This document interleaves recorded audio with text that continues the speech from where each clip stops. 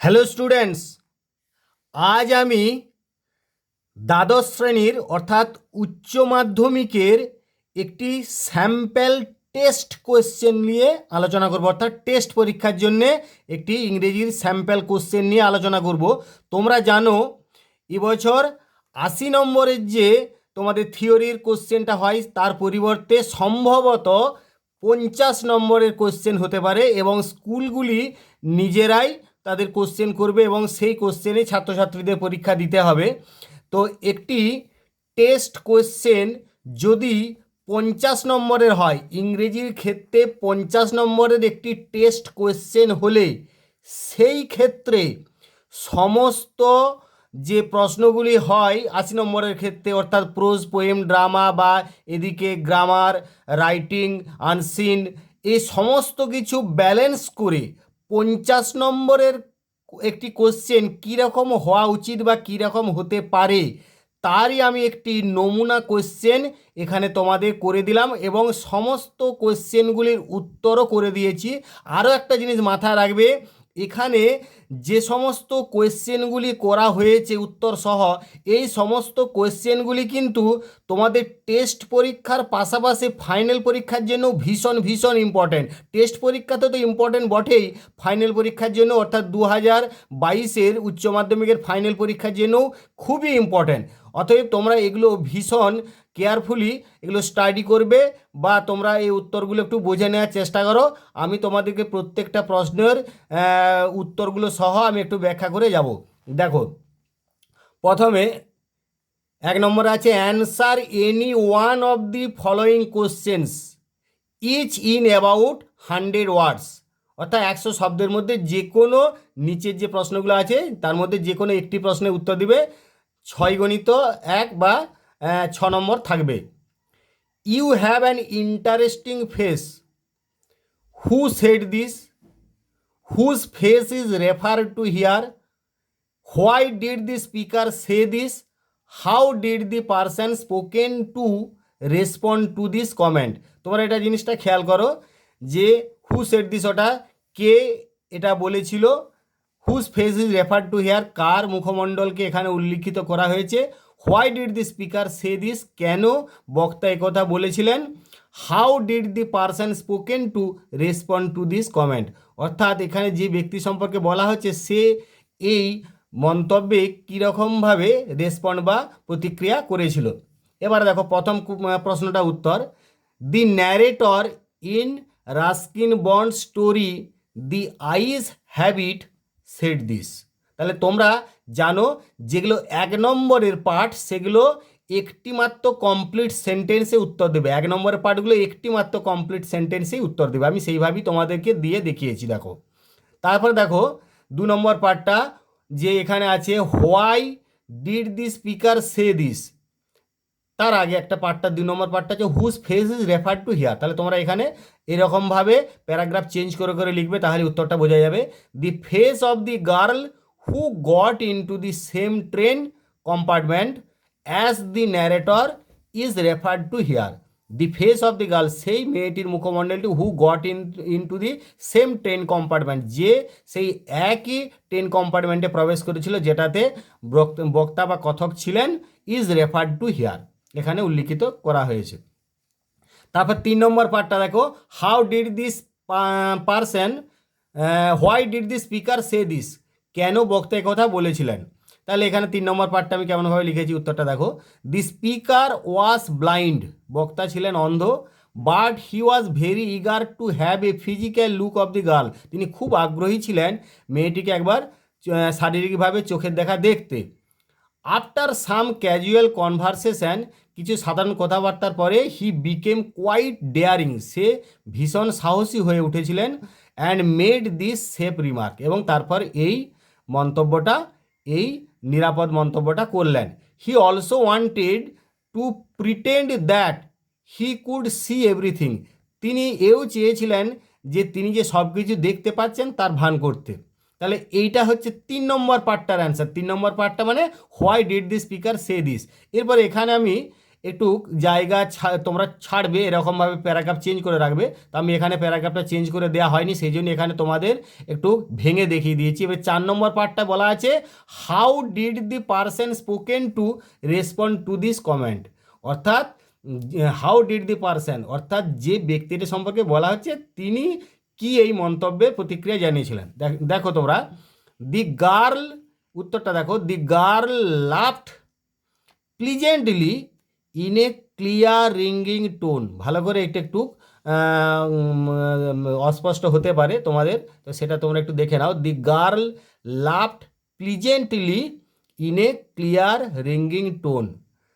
She acknowledged the compliment and added that she had been tired of people telling her that she had a pretty face. তাহলে এটা মানেটা কি না, দি girl laughed pleasantly, সে একটু মনোরমভাবে হেসেছিল, in a clear ringing tone. She acknowledged the compliment, সেই প্রশংসাটা স্বীকৃতি দিয়েছিল, অ্যান্ড অ্যাডেড দ্যাট, এবং এও বলেছিল যে she had been tired of people telling her, তিনি ক্লান্ত হয়ে গেছেন লোকেরা যে তাকে বলছে যে তার একটা সুন্দর মুখমণ্ডল আছে। এবারে 2 নম্বর একটা, তোমরা কিন্তু একটা করবে, আমি এখানে 3টে অপশান দিলাম যেগুলো খুবই ইম্পর্ট্যান্ট তোমাদের ফাইনাল পরীক্ষার জন্যও। People of different religions would be sitting outside waiting for him, who is referred to as him. এই হিম কাকে বলা হচ্ছে, হিম বলতে কাকে বোঝানো হয়েছে। Where did the people wait for him, তার জন্য লোকেরা কোথায় অপেক্ষা করেছিল। When did they meet him, কখন তারা তার সঙ্গে দেখা করলো। Why did they wait for him, কেন তারা তার জন্য অপেক্ষা করছিল। এখানে প্রশ্নের ভাগগুলো দেখো, আমরা প্রথমে 3টে একদম শর্ট কোশ্চেন পেয়েছি, 1 নম্বর করে রয়েছে, আর তারপরে এটা 3 নম্বরে এটা বড় কোশ্চেনটা তোমাদের করতে হবে। তাহলে এরপরে দেখো উত্তরগুলো। প্রথমের কোশ্চেনটার উত্তরটা, here him refers to Kalam's father Jainul Abedin. এখানে আব্দুল কালামের বাবা জয়নুল আবেদ্দিনকে বোঝানো হয়েছে হিম বলতে। The people waited for him outside the mosque where he would go for evening prayers, লোকেরা সেই মসজিদের বাইরে অপেক্ষা করতো যেখানে তিনি যেতেন ওই সান্ধ্যকালীন প্রেয়ার বা প্রার্থনার জন্য। The people made him when he came out of the mosque after his evening prayers, লোকেরা তার সঙ্গে দেখা করেছিল যখন তিনি ওই সান্ধ্যকালীন প্রার্থনা পরে মস্ক বা মসজিদের বাইরে আসতেন। এরপরে 4 নম্বর পার্টটা দেখো, লাস্টের পার্টটা, people believed in his spiritual power two cure illness, লোকেরা বিশ্বাস করত তার সেই ঐশ্বরিক ক্ষমতা অসুস্থতাকে সারিয়ে দেওয়ার। দে ওয়েটেড আউটসাইড দি মস্ক, তারা এই মসজিদের বাইরে অপেক্ষা করত। To offer him bowls of water, তাকে সেই জলের বাটি দেওয়া হবে। ইন হুইচ, যেটাতে he would dip his fingertips, যেটাতে তিনি আঙুলের প্রান্তগুলো ডুবিয়ে দেবেন। অ্যান্ড সে এ প্রেয়ার, এবং একটা প্রার্থনা করবেন। This water was then carried home for invalids, আর এই জলটাকে তারপর সে বাড়িতে নিয়ে যাবে তারা ইনভ্যালিড অর্থাৎ অসুস্থ যারা রয়েছে তাদের জন্যে। লেটার পরবর্তীকালে বা পরে দি পিপিল ভিজিটেড হিজ হোম, তার বাড়িতে লোকেরা আসতো টু অফার থ্যাঙ্কস, ধন্যবাদ জানাতে, আফটার বিইং কিওর্ড, সুস্থ হয়ে যাওয়ার পরে বা সেরে ওঠার পরে। এরপরে আরেকটা প্রশ্ন এবার দেখো, for the last time I pray you to answer my questions wise man, এটা তোমরা জানো কোথা থেকে নেওয়া হয়েছে। হু সেড দিস, কে এটা বলেছিল। হু ওয়াজ দি ওয়াইজ ম্যান, এই বিচক্ষণ ব্যক্তিটি কে ছিলেন। When did the speaker say this, কখন বক্তা এটি বলেছিলেন। হোয়াট ওয়াজ দি অ্যান্সার, উত্তরটা কী ছিল। তাহলে প্রথমের পার্টটার উত্তরটা তোমরা দেখো, the answer the tsar in the prose piece 3 questions said this, তোমরা দি জার সেড দিস এটা বলতে পারো, কিন্তু দি জার, এই জার বলতে কে, এরকম করে আমি যেমনভাবে উত্তরগুলো লিখেছি ঠিক এই স্টাইলে লেখার চেষ্টা করবে, তাহলে তোমরা যে উত্তরটা লিখছো তার মধ্যে সাধারণত আর প্রশ্ন হওয়ার সম্ভাবনা নাই। কিন্তু যদি তোমরা শুধু বলো যে দি জার সেড দিস, তাহলে জার এটা বলেছিলেন, মানে কে যার কোথাকার যার এটা বলেছিলেন, তো সেই জন্যে এটা এরকম করে ভেঙে দিতে হবে যে the tsar in the prose 3 questions said this. তারপর 2 নম্বর পার্টটা দেখো, হু ওয়াজ দি ওয়াইজ ম্যান বা বিচক্ষণ ব্যক্তি কে ছিলেন? না the hermit whom the tsar met for the answers of his questions was the wise man refer to here. তাহলে সেই হারমিট বা সন্ন্যাসী যার সঙ্গে যার দেখা করেছিলেন তার সেই প্রশ্নের উত্তরের জন্য সেই তাকেই এখানে বিচক্ষণ ব্যক্তি হিসাবে উল্লিখিত করা হয়েছে। দি জার, তারপর 3 নম্বর পার্টটা দেখো, যে 3 নম্বর পার্টটা বলতে when did the speaker say this, তাহলে the tsar said this before going away from the hermit's hut. সে যার এটা বলেছিলেন সে হারমিট বা সন্ন্যাসীর বাড়ি থেকে কুড়েঘর থেকে চলে যাওয়ার আগে। এবার 4 নম্বর লাস্টে পার্টটা দেখো, হোয়াট ওয়াজ দি অ্যান্সার, উত্তরটা কী ছিল? না the hermit told the tsar that the latter মানে পরের জন, অর্থাৎ দি জার আর কি, এখানে the hermit R the jar এই দুজনের মধ্যে পরের জন বলতে দি জারকে বোঝাচ্ছে। তাহলে the hermit told the tsar that the latter had already been answered, অর্থাৎ হারমিট বা তপস্বী বা সেই সন্ন্যাসী বললেন যে জারকে যে তার প্রশ্নের উত্তর ইতিপূর্বে দেওয়া হয়ে গেছে। দেন হি এক্সপ্লেন টু দি জার, তারপর তিনি সেই জারের কাছে ব্যাখ্যা করে দিলেন how the incidents hinted at the answers, কীভাবে সেই ঘটনাগুলো তার উত্তরকে ইঙ্গিত করেছিল। হি ক্লারিফাইড দ্যাট, তিনি এও স্পষ্ট করে বললেন যে the present time was the most important time, বর্তমান সময়টা হচ্ছে সবচেয়ে গুরুত্বপূর্ণ সময়। And the most important person was the man with whom the tsar remained at a particular moment. আর সবচেয়ে গুরুত্বপূর্ণ সময় হচ্ছে কোনটা? সবচেয়ে গুরুত্বপূর্ণ ব্যক্তিকে কে? না যার সঙ্গে তিনি বিশেষ একটা সময়ে বিশেষ একটা মুহূর্তে ছিলেন, যার কাটিয়েছিলেন। And the most important work, আর সবচেয়ে গুরুত্বপূর্ণ কাজ কি? না was to do good towards that man, সেই ব্যক্তিটার প্রতি ভালো করাটাই হচ্ছে সবচেয়ে গুরুত্বপূর্ণ কাজ। আচ্ছা এবারে দেখো, তাহলে এটা প্রোজ থেকে হলো। এবারে পোয়েম থেকে দেখো, আমি এখানে 3টে কোশ্চেন দিয়েছি, তার মধ্যে একটা করবে তোমরা।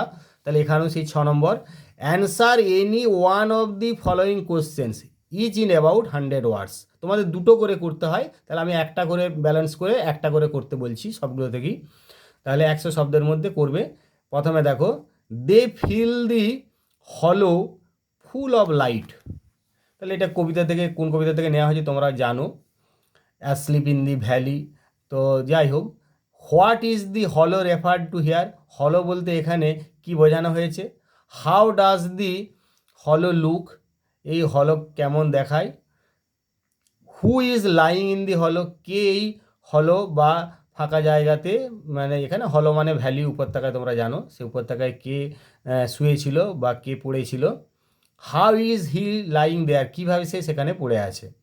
তাহলে এটা তোমরা উত্তরটা যখন করবে, তাহলে in the poem asleep in the valley, এই অ্যাসলিপ ইন দি ভ্যালি এই কবিতাতে দি হলো, এই হলো বলতে বোঝানো হয়েছে রেফার্স টু মাউন্টেন ভ্যালি, অর্থাৎ পার্বত্য অঞ্চলে একটা উপত্যকা, ইন হুইচ যেটাতে দি সোলজার ইজ স্লিপিং, সেই সৈনিকটা ঘুমোচ্ছে। তারপরে দেখো, দি হলো ইজ গ্রিন, এখানে বলছে 2 নম্বর প্রশ্নটা কীরকম? না হাউ ডাজ দি হলো লুক, হলোটাকে কেমন বা ভ্যালিটাকে কেমন দেখায়? দি হলো ইজ গ্রিন উইথ গ্রাস, সবুজ ঘাসে সবুজ, অ্যান্ড ফুল অফ সানলাইট, এবং সূর্যালোকে পূর্ণ। A slow stream flows through this valley living long strips of silver foam on the bright grass, আর একটা ধীর গতিতে একটা নদী বয়ে যাচ্ছে, পার্বত্য নদী এই উপত্যকার মধ্য দিয়ে, এবং পাশাপাশি সেই রূপালি রঙের ফেনা ফেলে রেখে যাচ্ছে অন দি ব্রাইট গ্রাস, সেই উজ্জ্বল ঘাসের উপরে। ফ্লাওয়ার্স হ্যাভ ব্লুমড, ফুল ফুটেছে, and insects are humming everywhere, আর পতঙ্গরা সব জায়গায় গুঞ্জন সৃষ্টি করছে। তারপর 3 নম্বর পার্টটা, who is lying in the hollow, না a very young soldier is lying asleep in the valley, সেই ভ্যালি বা হলো উপত্যকাতে একটা খুবই কম বয়সী সৈনিক সে ঘুমন্ত অবস্থায় পড়ে রয়েছে। এরপর দেখো 4 নম্বর পার্টটা ছিল how is he lying there, কীভাবে সে সেখানে পড়ে রয়েছে? না the young soldier is lying open mouthed, সেই খোলা মুখে, মুখ খোলা অবস্থায় পড়ে রয়েছে, উইথ অ্যান ইনফেন্টাইন স্মাইল, একটা শিশুসুলভ হাসি সহ। He is lying on the bushes, সে ঝোপের উপরে পড়ে রয়েছে, with his feet among the flowers, আর তার পাগুলো ফুলের মধ্যে রয়েছে। His bed is warm green and sunsoaked, তার বিছানা উষ্ণ সবুজ এবং সূর্যের আলোয় আলোকিত। His pillow is made of fern, আর তার বালিশ হচ্ছে ফার্নের তৈরি। ফার্ন হচ্ছে একটা তোমাদের জানো ছোট শৈবাল জাতীয় জিনিস, সেটাকে বলছি ফার্ন। তাহলে his pillow is made of fern, তার বালিশ ফার্নের তৈরি। এরপরে দেখো পরের প্রশ্ন, but thy eternal summer shall not fade, এটা তোমরা জানো কোন সেলাই উইলিয়াম শেক্সপিয়ারের যে তোমাদের সনেটটা রয়েছে, shall I compare thee to a summer's day, সেটা থেকে এখানে নেওয়া হয়েছে, তোমরা জানো। হু ইজ দি পোয়েট, কবিকে। What is meant by thy eternal summer, এই দাই ইটারনাল সামার বলতে কি বোঝানো হয়েছে। How does the poet suggest that the eternal summer shall never end, কিভাবে কবি ইঙ্গিত দিচ্ছেন যে দ্য ইটারনাল সামার এটা কখনোই শেষ হবে না। তাহলে কবিকে না, here the poet is William Shakespeare, তোমরা জানো কবি হলেন উইলিয়াম শেক্সপিয়ার। তারপরে দ্য ইটারনাল সামার বলতে কি বোঝানো হয়েছে না, the expression the eternal summer here refers to the everlasting beauty and youthfulness of the poet's friend, এখানে দ্য ইটারনাল সামার বলতে বোঝানো হয়েছে সেই কবির বন্ধুর সেই এভারলাস্টিং বিউটি, অর্থাৎ চির সৌন্দর্য এবং সেই যৌবন অবস্থাকে বোঝানো হয়েছে। The poet makes the beauty, আমি আবার বলছি যে এখানে যে 1 নম্বরের প্রশ্নগুলো সেগুলো একটা সেন্টেন্সেই উত্তর করবে, একটা সেন্টেন্সে, বারবার বলছি এটা। তারপরে দেখো 4 নম্বরে যে 3 নম্বরের পার্টটা যেটা 4 নম্বর দেওয়া রয়েছে, কি লিখবে বলছে যে how does the poet suggest that the eternal summer shall never fade, কীভাবে কবি ইঙ্গিত দিচ্ছেন বা বোঝাতে চেয়েছেন যে দ্য ইটারনাল সামার এটা কখনোই শেষ হবে না। The poet makes the beauty and youthfulness of his friend immortal through the lines of his poem, কবি তার বন্ধুর সেই সৌন্দর্য এবং তার যে তারুণ্য সেটাকে অমর করে দিয়েছেন তার কবিতার লাইনের মাধ্যমে। The beauty of his friend will withstand the ravages of time and death and will continue to remain so long there are men on earth and poetry is read by them. তাহলে the beauty of his friend, সেই তার বন্ধুর সৌন্দর্য, will withstand সহ্য করতে পারবে, টিকে থাকতে পারবে বা সহ্য করতে পারবে কি না, দি র্যাভেজেস অফ টাইম, অর্থাৎ সেই সময়ের ধ্বংসলীলা অ্যান্ড ডেথ এবং মৃত্যুর, and will continue to remain so, এবং এইরকমই থেকে যাবে, so long there are men on earth, যতদিন পৃথিবীতে মানুষ থাকবে, and poetry is read by them, এবং যতদিন পৃথিবীতে সেই মানুষের দ্বারা কবিতা পঠিত হবে বা পড়া হবে। Das his friends eternal summer shall never and, এইভাবেই তার বন্ধুর সেই চিরগ্রীষ্ম কখনোই শেষ হবে না। এরপরে দেখো 3 নম্বর সি এর কোশ্চেনটা, how are the two seasons depicted in the poem the poetry of earth, the poetry of earth, এটাতে দুটো ঋতুকে কিভাবে মানে ডেপিক্টেড অর্থাৎ বর্ণনা করা হয়েছে বা চিত্রিত করা হয়েছে। দেখো তোমরা জানো উইন্টার সামার, এখানে সনেট যেহেতু এটা অক্টেভ আর সেস্টেভ আছে, অক্টেভে আমরা জানি সামারকে বর্ণনা করা হচ্ছে আর সেস্টেডে উইন্টারকে বর্ণনা করা হচ্ছে, সেইভাবেই দেখো উত্তরটা দেখো, Keats sonnet the poetry of earth is a nature poem, কিডসের এই যে সনেট বা চতুর্দশপদী কবিতা দি পোয়েট্রি অফ আর্থ এটা হচ্ছে একটা নেচার পোয়েম বা প্রকৃতির কবিতা। অল দি ক্যারেক্টারিস্টিক, সমস্ত বৈশিষ্ট্যগুলোই of the summer and the winter, গ্রীষ্ম এবং শীতের, are clearly depicted in the poem, কবিতাতে পরিষ্কারভাবে চিত্রিত করা হয়েছে। The octave of the poem, octave মানে অষ্টক বলা হয় আর শেষটেটকে আমরা ষষ্ঠক বলছি, এই কবিতার যে অষ্টক সেটা বর্ণনা করছে দি summer গ্রীষ্মকে and the sestet of the poem describes the winter, আর শেষ স্টেট বা ষষ্ঠকটা বর্ণনা করছে ওই শীত ঋতুটাকে। We find the season of summer extremely hot, আমরা গ্রীষ্ম ঋতুটাকে কীরকম দেখছি, প্রচণ্ড গরম। ইন দি ইন্টেন্স হিট, প্রচণ্ড গরমে প্রচণ্ড তাপে দি বার্ডস বিকাম সাইলেন্ট, সেই পাখিরা নীরব হয়ে গেছে। অ্যান্ড হাইড দেমসেল, এবং নিজেদেরকে লুকিয়ে ফেলেছে। ইন কুলিং ট্রি, সেই শীতল গাছের মধ্যে। দি নিউলি মোন কর্নফিল্ড, সেই নতুন কাটা যে শস্যক্ষেত্রগুলো ভাইব্রেট, যেন কম্পিত হচ্ছে with the sound of the grass hopper, সেই গ্র্যাস হপার বা গঙ্গা ফড়িংয়ের আওয়াজে, গঙ্গা ফড়িংয়ের শব্দে আওয়াজে। That sings in the Hedges, যেগুলো এই ঝোপঝাড়ে গান গেয়ে বেড়াচ্ছে বা তাদের স্বাভাবিক ডাকছে বা গুঞ্জন করে বেড়াচ্ছে। অন দি আদার হ্যান্ড, অপরপক্ষে ইন উইন্টার, শীতকালে the frost create silence all over the nature, সেই ঘন কুয়াশা সর্বত্র নীরব করে তুলেছে প্রকৃতির সর্বত্রই। A man is dozing before the hearth, সেই অগ্নিকুণ্ডের সামনে একটি মানুষ ঢুলছে বা ঝিমোচ্ছে। ফ্রম বিহাইন্ড দি হার্থ, আর সেই অগ্নিকুণ্ডের পিছন থেকে the shrill voice of the cricket is heard, সেই ক্রিকেট বা ঝিঁঝি পোকার তীক্ষ্ণ আওয়াজ শুনতে পাওয়া যাচ্ছে, তীক্ষ্ণ কণ্ঠস্বর শুনতে পাওয়া যাচ্ছে। It appears to the drowsy man that as if the grasshopper sings in the grassy field, আর সেই ঝিমানো মানুষটার কাছে এটা মনে হচ্ছে যেন যে গঙ্গা ফড়িংটা তার সেই সবুজ ঘাসের পাহাড়ে গান গাইছে। এরপরে দেখো, আমি প্রোজ পোয়েম থেকে 3টে করে প্রশ্নের মধ্যে একটা করে তোমরা করলে এবারে ড্রামা বা নাটকটা থেকে দেখো। এটা এখানে 2টো দেওয়া রয়েছে, তার মধ্যে একটা করবে। Answer any one of the following questions, যে কোনো একটা প্রশ্নের উত্তর দিতে হবে 100 শব্দের মধ্যে। দেখো এই 100 শব্দের মধ্যে বলছে, 100 শব্দ না পার করা নাই ভালো, তবে 100 থেকে 2-4টে কম হোক কোনো অসুবিধা নাই। এবং তোমাদের একবারে নিখুঁত করে গুনে গুনে শব্দের মধ্যে লিখতে হবে সে ব্যাপারটা না, ব্যাপারটা চেষ্টা করবে 100 শব্দের মধ্যেই উত্তরটা লিখতে, এবং তোমরা যদি ঠিক ঠিক উত্তর লিখো 100 শব্দের মধ্যেই লেখা আরামসে যাবে। দেখো, my dear fellow, why are you so formal in your get up? Who is the speaker, বক্তা কে? Who is so formal in his get up, কে এতটাই প্রথাগত তার ভাবভঙ্গিমায়? হোয়াট ডাজ হি ওয়্যার, সে কি পরেছে? What is the real intention behind wearing the dress, এই ড্রেস পরার পিছনে তার প্রকৃত উদ্দেশ্যটা কি? তাহলে দেখো, here in the one act play, এখানে যে একাঙ্ক নাটক দি প্রপোজাল, এই প্রপোজাল একাঙ্ক নাটকে দি স্পিকার ইজ স্টেপানোভিচ চুবুকভ, তোমরা জানো এখানের যে এটার বক্তা হচ্ছেন কি স্টেপানোভিচ চুবুকভ।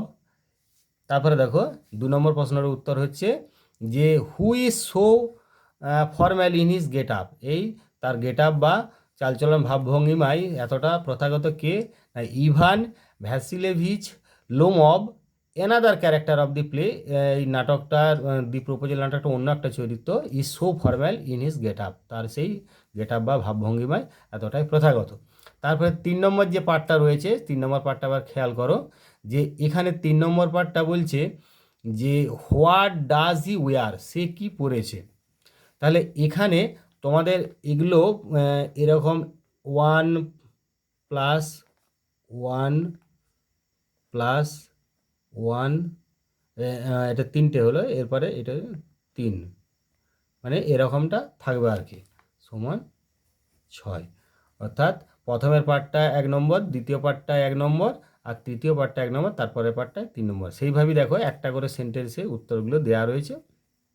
এবারে দেখো 3 নম্বর পার্টটা, যে হোয়াট ডাজ হি ওয়্যার, না he wears the formal dress of dress jacket and white gloves.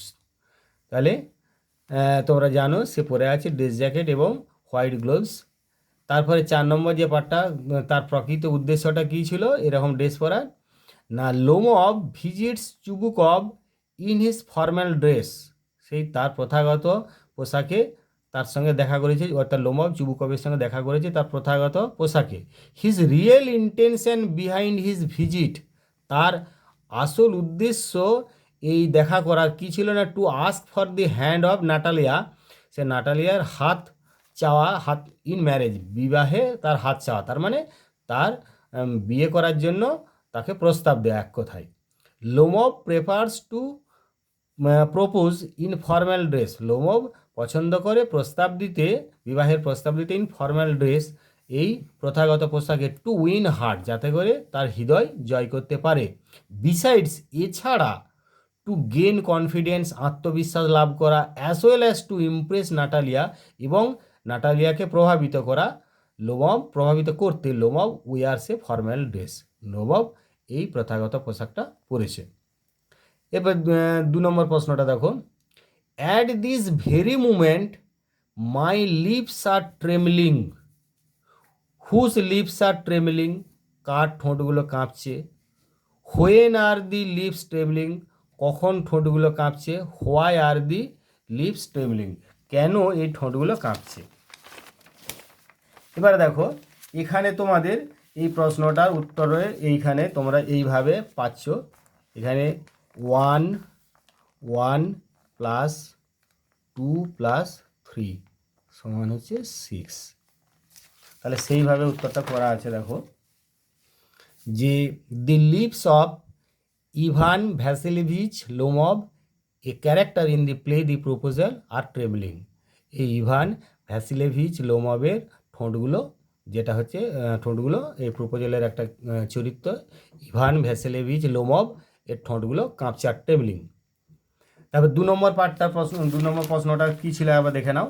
যে বলছে when are the lips trembling, কখন ঠোঁটগুলো কাঁপছিল। এবারে সেটা উত্তরটা দেখো। Lomov comes to Chubukov with a proposal to marry Natalia. Lomov এই চুবুকভের কাছে আসে একটা প্রস্তাব দিয়ে, প্রস্তাব নিয়ে নাটালিয়াকে বিয়ে করতে। Chubukov assures him of Natalia's consent. Chubukov তাকে অ্যাসিওর মানে নিশ্চিত করছে সে নাটালিয়ার সম্মতি সম্পর্কে। Chubukov goes up to call Natalia to have a talk with Lomov. Chubukov উপরে গেল সে নাটালিয়াকে ডাকতে, যে একটু লোমবের সঙ্গে কথাবার্তা বলার জন্য। ইন দি মিন টাইম, ইতিমধ্যে লোমব স্টার্টস এ সলিলোকি, একটা স্বগত উক্তি নিজে শুরু করে দেয়, অর্থাৎ নিজেই যেটা বলা হয় সেটাকে বলছে soliloquy. And feels that his lips are trembling, এবং সে অনুভব করলো যে তার ঠোঁটগুলো কাঁপছে। এবারে 3 নম্বর পার্টটা, লাস্টের পার্টটা, উত্তরটা দেখো। লাস্টের পার্টটা কী বলা আছে না, why are the lips trembling, কেন ঠোঁটগুলো কাঁপছিল। না সেই ক্ষেত্রে উত্তরটা তোমরা এরকম লিখতে পারো যে Lomov is suffering from nervous dysfunctions. এই লোমব কিন্তু এই নার্ভাস ডিসফাংশনের বা তার নার্ভের রোগে সে ভুগছে। He can not express himself properly, সে নিজেকে সঠিকভাবে প্রকাশ করতে পারে না। He is excitable and prone to palpitation, সে সহজে উত্তেজিত হয়ে যায় এবং সবসময় তার বুক ধড়ফড় করে। হি সামহাউ গেন্স কনফিডেন্স, সে কোনো রকমে তার আত্মবিশ্বাস অর্জন করেছে অ্যান্ড মেক্স দি প্রপোজাল, এবং প্রস্তাবটা দিচ্ছে টু নাটালিয়াস ফাদার, নাটালিয়ার বাবার কাছে। He has doubt about the bride's consent, তার সন্দেহ রয়েছে সেই কনের একটু সম্মতি সম্পর্কে। হি ইজ ন্যাচারালি, সে স্বাভাবিকভাবেই ভেরি নার্ভাস, খুব ঘাবড়ে গেছে, টু ফেস, মুখোমুখি হওয়ার জন্য, অ্যান্ড প্রপোজ টু নাটালিয়া, এবং নাটালিয়ার কাছে প্রস্তাব দিতে। দিস স্ট্রেস, এই যে মানসিক চাপটা, মেক্স হিজ লিপস ট্রেম্বল, তার ঠোঁটগুলোকে কাঁপিয়ে তুলছে বা তার ঠোঁটগুলো এই কারণে কাঁপছে। এরপরে দেখো, আমি এইখানে তোমাদের এটা কিন্তু পার্ট এ, তোমাদের এ পার্টটা আমি 40 নম্বরে করেছি, আর বি পার্টটা 20 নম্বর থাকে, সেটা হাফ করেছি 10। তাহলে সেই হিসাবে বারবার বলছি, এখানে 3টে বড় কোশ্চেন, তোমাদের 3 6 18 হয়ে গেল। এরপরে গ্রামারটা আমি কীরকম করেছি দেখো। প্রথমে দেখো, ডু অ্যাজ ডাইরেক্ট তোমাদের 6টা থাকে, আমি 3টে এখানে দিলাম। My parents were widely regarded as an ideal couple, তাহলে এটাকে চেঞ্জ দি ভয়েস, তাহলে ভয়েস চেঞ্জ করতে হবে। কী করে ভয়েস চেঞ্জ করতে, আমার ভয়েস চেঞ্জের একটা ভিডিও দেওয়া আছে, তোমরা সেটা অবশ্যই ডিসক্রিপশন বক্সে লিঙ্ক থাকবে, দেখে নেবে।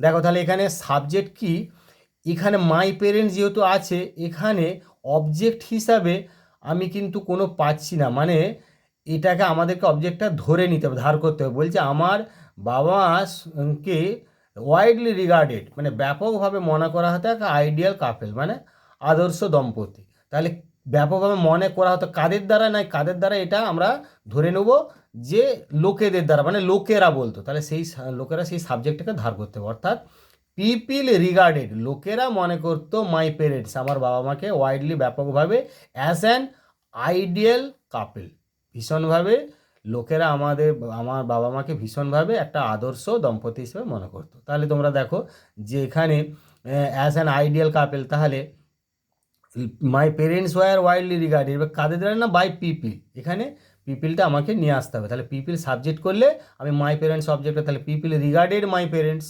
Widely as an ideal couple. এবারে দেখো why don't you look out of the window she asked, তাহলে সে জিজ্ঞাসা করলো। এগুলো সব কিন্তু তোমাদের টেক্সচুয়াল গ্রামার, বারবার বলছি এগুলো তোমাদের টেক্সটে আছে, এই লাইনগুলো তোমরা টেক্সটে পাবে, খুঁজলেই পাবে, অবশ্যই পাবে, তোমরা ধরতেও পারছে লাইনগুলো। তাহলে why don't you look out of the window she asked, সে জিজ্ঞাসা করলো যে কেন তুমি জানলার বাইরে তাকাচ্ছ না। তাহলে সোজা, খুবই সোজা, তাহলে সি এর ন্যারেশন চেঞ্জ করতে হবে। এইখানে তোমাদের এটা বলে দেওয়া হয়নি, এখানটায় থাকবে চেঞ্জ দি ন্যারেশন, চেঞ্জ দি ন্যারেশন, NARRATION, এটা বলা থাকবে। তাহলে তোমরা এই ন্যারেশনটা চেঞ্জ করবে। দেখো তাহলে কি বলা আছে না, সি আস্কড, তাহলে সি আস্কড, এবারে এইটাকে আমি অ্যাসার্টিভ সেন্টেন্সে করবো। ন্যারেশন চেঞ্জের ভিডিওটা অবশ্যই দেখবে, কীভাবে ন্যারেশন চেঞ্জ করতে একটু দেখে নেবে। তাহলে সি আস্কড হোয়াই, এবারে এখানে সাবজেক্টটা চেঞ্জ করতে হবে। তাহলে হোয়াই হি ডিড নট, এখানে এইটা যেহেতু আমার রিপোর্টিং ভার্বটা পাস্ট টেন্স আছে, তাহলে এখানে পাস্ট টেন্স করবো। C asked why he did not look out of the window. তোমরা ন্যারেশন যে ভিডিওটা দেখলেই বুঝতে পারবে, যেহেতু রিপোর্টিং ভার্বটা পাস্ট টেন্স আছে, আমাকে এই রিপোর্ট স্পিচের ভার্বটাকেও পাস্ট টেন্সে করতে হবে, এবং এটাকে আমাকে টেন্সটা চেঞ্জ, মানে আমাকে এই সেন্টেন্সটা যখনই ডাইরেক্ট থেকে ইনডাইরেক্ট করে দিচ্ছি তখন এটা অ্যাসার্টিভ সেন্টেন্স হয়ে যাবে রিপোর্ট স্পিচটা। এটা ইন্টারগেটিভ থাকলেও এটা অ্যাসার্টিভ। তাহলে she asked why he did not look out of the window.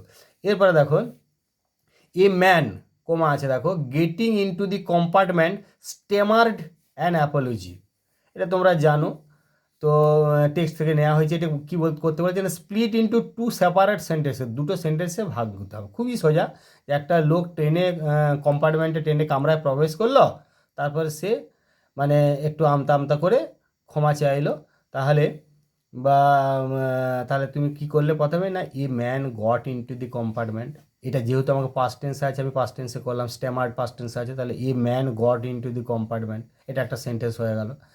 আর সেই মানুষটাই মানে হি স্টেমার্ড অ্যান অ্যাপোলজি, খুবই সোজা, দেখো এটা দুটো সেন্টেন্সে ভেঙে দিলাম। তাহলে এবারে ডুয়াল ডাইরেক্টে 6 নম্বর থাকে, তোমরা 3 নম্বর করলে। এবারে এখানে দেখো তোমাদের ফিল ইন দি ব্ল্যাঙ্কস, এটা 3 নম্বর থাকে, এটা আমি এখানে তোমাদের এই পুরো 2 নম্বর দিয়ে দিলাম যাতে করে তোমাদের সুবিধা হয় আর কি। এখানে তো 6টা থাকে, তাহলে তোমরা 6টা ব্ল্যাঙ্ক থাকে, তোমরা হাফ করে হলে 3 নম্বর হচ্ছে, তাহলে এখানে আমি 4টে ব্ল্যাঙ্ক দিয়েছি 2 নম্বর। তাহলে দেখো কি করলাম যে আই রিমেম্বার মাই ফাদার, এটা কিন্তু তোমাদের অবশ্যই টেক্সট থেকে নেওয়া হয়েছে, ভালো করে খেয়াল করবে, এটা প্রোজ থেকে নেওয়া হয়েছে, তোমরা জানো স্ট্রং রুট প্রোজটা থেকে। I remember my father starting his day at 4 AM by reading, এবারে নামাজ মানে এর আগে দি বসাতে হবে, তাহলে রিডিং দি নামাজ বিফোর ডন। আফটার দি নামাজ হি ইউজ টু ওয়াক, হাঁটতেন, মানে অতীতের অভ্যাস, তাহলে হি ইউজ টু বসাতেই হবে, টু আমি এখানে বসিয়েছি, দেখো উত্তরগুলো এখানে নিচে করে দেওয়া আছে। To walk down to a small coconut Grove, একটা ছোট, মানে এটা দি হবে না কারণ একটা সেই মল কোকোনাট গ্রোভে, তাহলে এ বসাচ্ছি। উই ওন্ট, যেটার আমরা মালিক ছিলাম। এবারে dash 4 Miles from our home, প্রায় 4 মাইল, আমাদের বাড়ি থেকে 4 মাইল দূরে, তার মানে এখানে প্রায়, এখানে অ্যাবাউট আছে, অ্যাবাউট করতে হবে এটা। এবার দেখো কারেক্ট দি এরর, এটা একটাই থাকে, 1 নম্বর থাকে, আমি এইটা আর ভাঙিনি, এটা 1 নম্বরই রেখেছি। দেখো correct the error in the following sentence by replacing the underline word with the right one from the options given below. তোমরা জানো এটা প্র্যাকটিস করেছো, এখানে যে উত্তরগুলো অপশানগুলো দেওয়া রয়েছে তার মধ্যে যেটা সঠিক সেটা ওই আন্ডারলাইন শব্দটার পরিবর্তে বসাতে হবে। তাহলে আনসার ইউজফুলি ফর্মিডেবল ক্রিয়েচার্স, তাহলে তোমরা যতটুকু অভিজ্ঞতা, এটা ইউজফুলি এটা কখনোই হবে না, মানে সচরাচর, তাহলে সেটা ইংরাজি ইউজুয়ালি হবে না, এখানে ইউজুয়ালি করতে হবে। তাহলে কি লিখলে না ইউজুয়ালি। আর্নস আর ইউজফুলির জায়গায় ইউজফুলিটা পরিবর্তে তোমাকে করতে হবে উত্তর কী হবে না ইউজুয়ালি, USUALLY। তারপরে দেখো এবারে আনসিনটা, এখানে আনসিনে আমি এখানে 6 নম্বর করেছি, যেটা আনসিনে তোমাদের 10 নম্বর থাকে, তাহলে 5 নম্বর পরিবর্তে আমি 6 নম্বর করেছি যাতে তোমাদের সুবিধা হয়। Read the following passage and answer the questions that follow. Long long ago a lawful ruler of a French province had been deposed by his younger brother Frederick. দীর্ঘকাল আগে একজন বৈধ শাসক ফ্রেঞ্চ প্রভিন্স অর্থাৎ ফ্রেঞ্চ প্রদেশের তাকে had been ডিপোজড অর্থাৎ সিংহাসনচ্যুত করা হয়েছে by his younger brother Frederick, তার সেই ছোট ভাই ফ্রেডারিকের দ্বারা। ড্রাইভেন ফ্রম হিজ ডিউডম, তার সেই রাজ্য থেকে বিতাড়িত হয়ে দি old Duke fled with several faithful followers, সেই পুরাতন রাজা পালিয়ে গিয়েছিল তার কয়েকজন বিশ্বস্ত অনুচরগামীদের নিয়ে to the forest of Arden, Arden বনে। There he lived a happy life, সেখানে সে একটা সুখী জীবনযাপন করলো। Free from the cares of the court, সে রাজপ্রাসাদের বা রাজসভার বিভিন্ন জ্বালা যন্ত্রণা থেকে মুক্ত হয়ে। He was able to devote himself at least to learning lessons from nature, তিনি অন্তত নিজেকে উৎসর্গ করতে পেরেছিলেন সেই প্রকৃতি থেকে পাঠ শেখাতে ক্ষেত্রে। His daughter Rosalind remained in the palace as a companion to her cousin Celia, তার মেয়ে রোজালিন সেই রাজপ্রাসাদেই থেকে গিয়েছিল তার কাজিন অর্থাৎ তার সেই খুড়তুতো বোনের সঙ্গী, খুড়তুতো বোন সিলিয়ার সঙ্গী হিসাবে। ডিউক ফ্রেডারিক্স ডটার, এই খুড়তুতো বোন সিলিয়া হচ্ছে ডিউক ফ্রেডারিকের মেয়ে।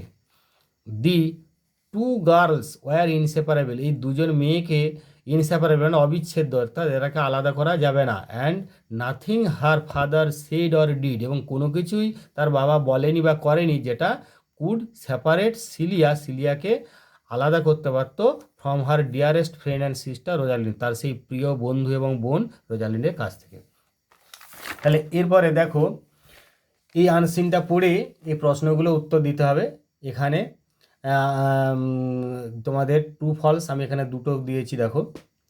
তাহলে state whether the following statements are true or false, true অথবা ফলস কোনটা বলতে হবে। Write T for true and F for false, T হলে ট্রু এর পরিবর্তে টি আর ফলসের পরিবর্তে এফ লিখবে। You need not write the sentence, write only the numbers, তোমাদের পুরো বাক্যটা লেখার দরকার নেই, সংখ্যাগুলো লিখলেই হবে। অর্থাৎ তোমাদের যে বক্স নিচে থাকবে শুধু সংখ্যাগুলো লিখবে, মানে কোনটা কত নম্বরে ঠিক না ভুল অর্থাৎ ট্রু না ফলস। তাহলে দেখো রোজালিন অ্যাকম্পানিড দি ওল্ড ডিউক, রোজালিন সেই পুরাতন রাজার সঙ্গে গিয়েছিল, মোটেই না, রোজালিন তো সঙ্গে যায়নি, সে তো রাজপ্রাসাদে থেকে গিয়েছিল।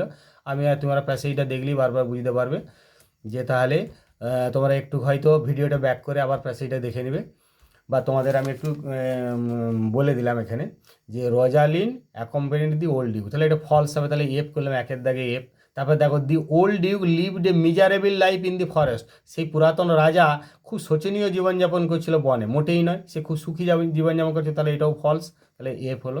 এবার দেখো answer each of the following question in about 30 words, 30টা শব্দের মধ্যে 2 নম্বর করে থাকবে, এখানে দুটো দেওয়া হয়েছে, 2 দুগুণে 4। দেখো why did the old duke flee to the forest of Arden, কেন সেই পুরাতন রাজা আর্ডেন বনে চলে গিয়েছিল। হু অ্যাকম্পানিড হিম, তার সঙ্গে কে গিয়েছিল, তাহলে কেন চলে গিয়েছিল না দি old Duke was A lawful ruler of a French Province, একজন ফরাসি প্রদেশের একজন বৈধ শাসক ছিলেন সেই পুরাতন রাজা। But his younger brother Frederick deposed him from his dukedom, কিন্তু তার সেই ছোট ভাই ফ্রেডারিক তাকে তার সেই রাজ্য থেকে তাড়িয়ে দিয়েছিল। So he fled two the forest of Arden, সুতরাং সে আর্ডেন বনে চলে গিয়েছিল।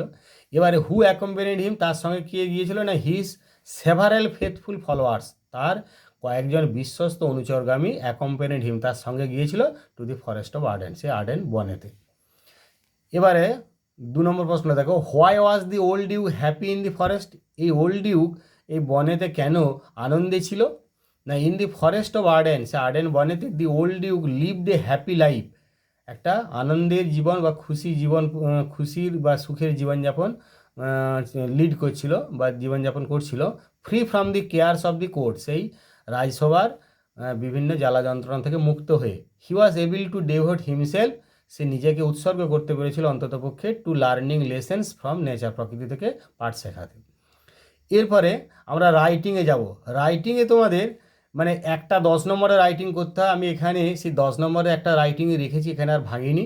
তো তোমাদের একটা নিউজ পেপার রিপোর্ট করতে হবে, নিউজ পেপার রিড, অথবা একটা লেটার, অথবা তোমাদের একটা প্রেসি। তো আমি এখানে নিউজ পেপার রিপোর্টটা না করে দুটোর মধ্যে থেকে একটা করতে বলছি, একটা লেটার অথবা একটা প্রেসি। তো প্রথমে দেখো লেটারটা, write a letter to the editor of an English daily expressing your concern about the negligence of wearing mask in public places in the কোভিড-19 প্যান্ডেমিক। ভীষণ ভীষণ ইম্পর্টেন্ট তোমাদের এবারের ক্ষেত্রে, সেই জন্যই এটা সাধারণত 150-এর মধ্যে লিখতে বলে। তোমরা 2-4টে শব্দ কম বেশিতে কিছু এসে যাবে না, তোমরা লিখবে।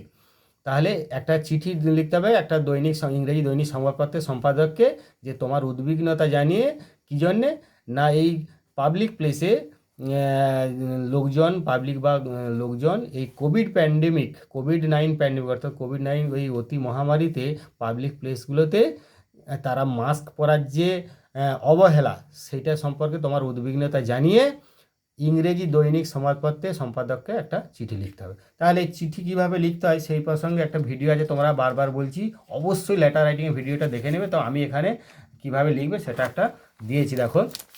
তাহলে প্রথমেই টু দি এডিটর করলে, কোমা দিলে, দি স্টেটসম্যান কলকাতা 7, এগুলো 7,01,000, তোমরা এটা জানো। এটা সবই এই ঠিকানাগুলো তোমরা মোটামুটি এরকম লিখবে।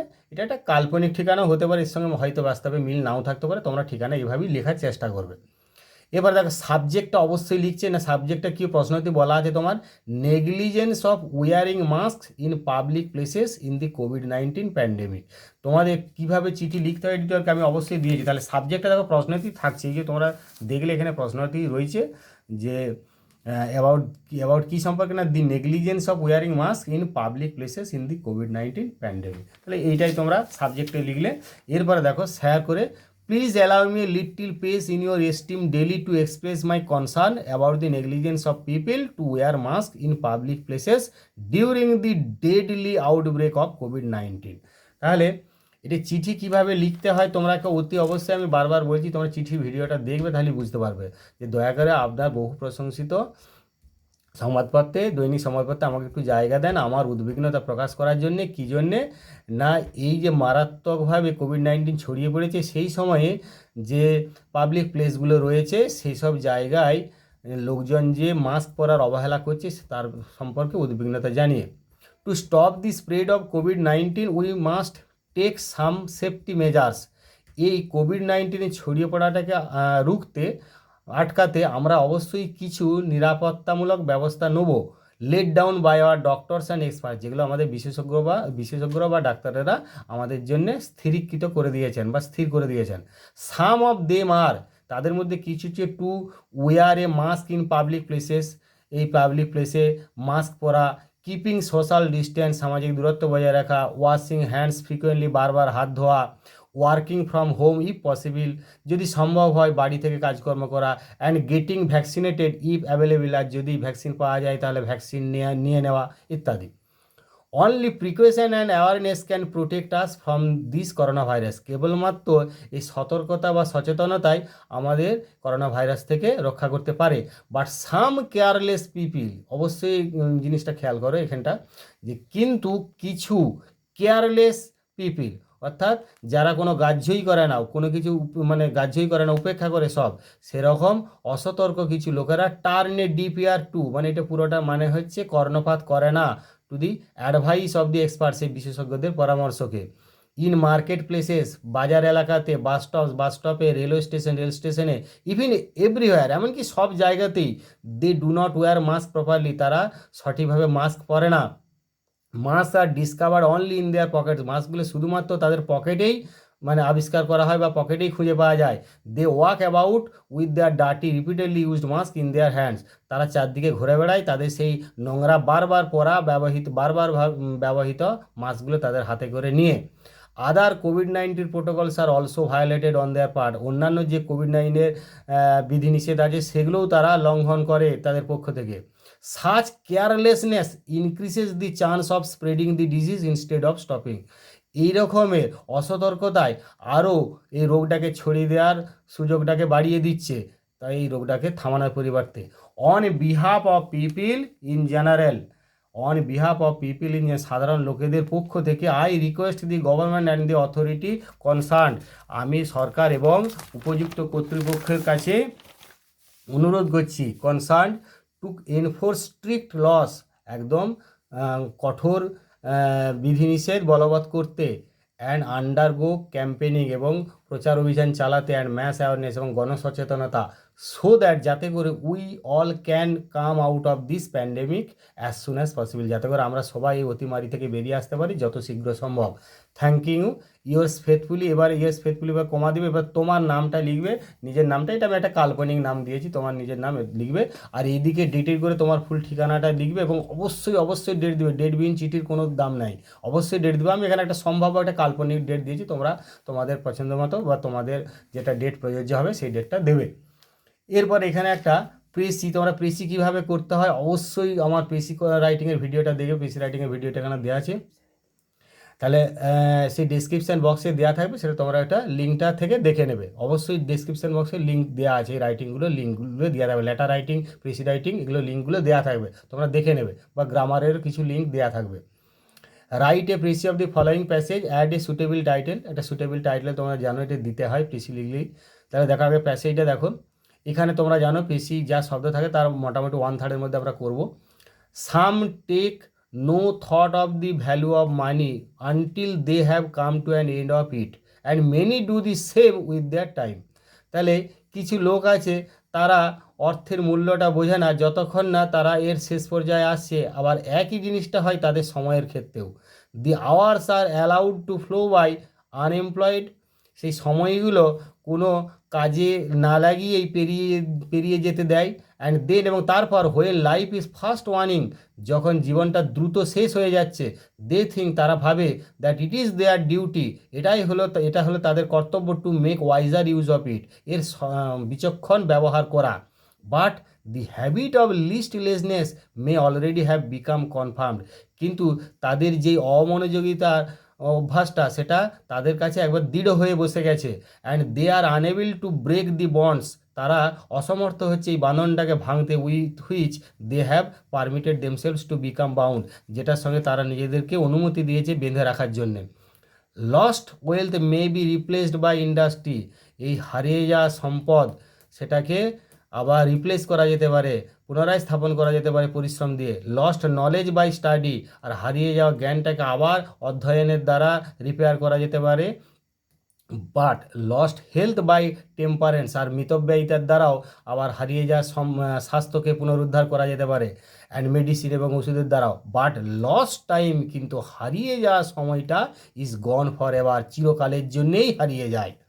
এবারে তাহলে এটা 105 শব্দ, 105 মানে তোমার এই ওয়ার্ড লিমিটটা সাধারণত এখানে দেয়া থাকে, তার যা দেয়া থাকবে সে ওয়ার্ডটা মোটামুটি আমরা 1/3 মধ্যে করার চেষ্টা করবো, অর্থাৎ 3/1 শব্দের মধ্যে। তাহলে অবশ্যই একটা টাইটেল, আমি এখানে টাইটেল অনেক রকম হয়, দুটো টাইটেল আমি করেছি, তবে তোমরা চেষ্টা করবে এটা মূল সেন্টেন্সগুলো প্রেসি রাইটিংটা কীভাবে করবে আমি এখানে ডিটেলস আর বলছি না, কারণ ভিডিওটা অনেক বড় হয়ে যাচ্ছে। তোমরা প্রেসি রাইটিংয়ের ভিডিওটা ডেসক্রিপশন বক্সের লিঙ্ক দেখে প্রেসি রাইটিংয়ের ভিডিওটা দেখবে, সেই জন্য আমি এখানে ডিটেলস না বলে শুধুমাত্র এখানে বলছি দেখো টাইটেল কীভাবে করছি, দি ভ্যালু অফ টাইম, অথবা আর একটা টাইটেল করলাম lost time is gone for ever, তোমার এই প্যাসেজটা থেকে আরেকটা লিখলাম যে lost time is gone for ever.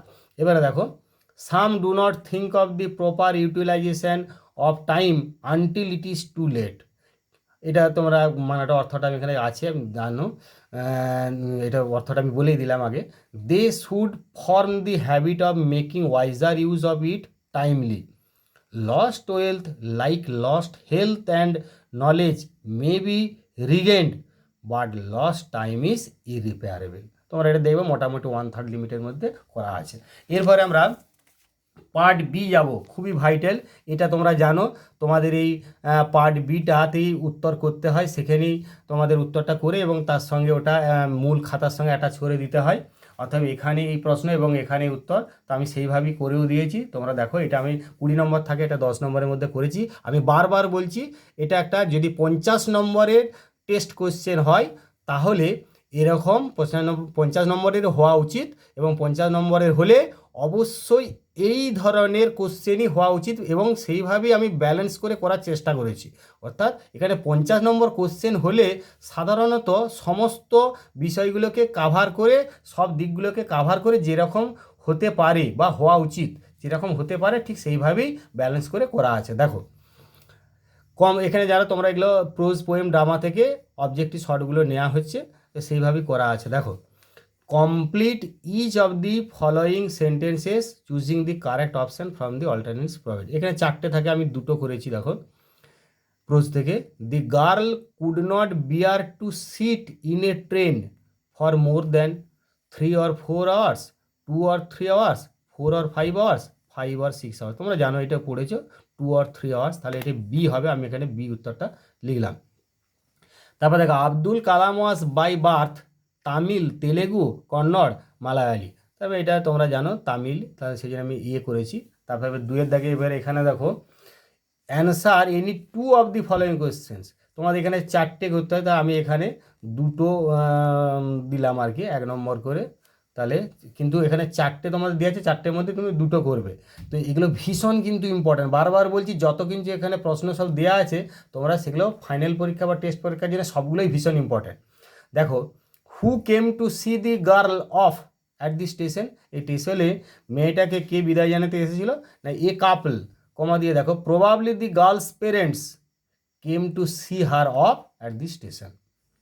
What remark did the narrator make about the girl's face. সেই মেয়েটার মুখমণ্ডল সম্পর্কে কথক কি মন্তব্য করেছিল, না the narrator remark that the girl had an interesting face. এটা বারবার বলছি, একটি মাত্র সেন্টেন্স, সিঙ্গেল সেন্টেন্সে একটি মাত্র পুরো বাক্যে উত্তর লিখবে।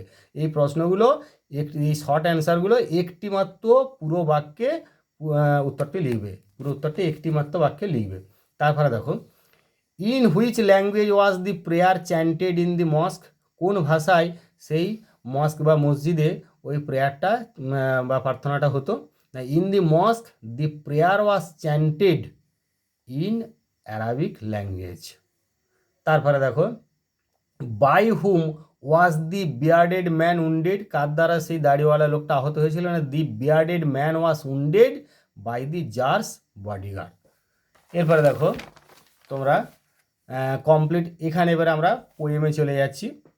Complete each of the following sentences choosing the correct option from the alternatives provide. এখানে সেই 4টের মধ্যে আমি 2টো দিয়েছি তোমাদের, যে the stream flows through the valley in a zigzag course at a slow pace swiftly in a halting manner. তাহলে তোমরা জানো আঁকামাঁকা ভাবে না, একটু ধীর গতিতে, সুইফটলি মানে দ্রুত নয়, থেমে থেমেও নয়, তাহলে অ্যাট এ স্লো স্পেস, তাহলে বিএডটা আমি করলাম।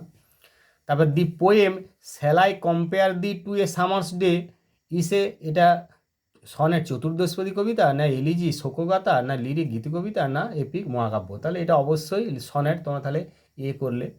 তারপরে answer any 2 of the following question. এখানে দেখো 4টে দেওয়া আছে, তার মধ্যে তোমরা 2টো করবে।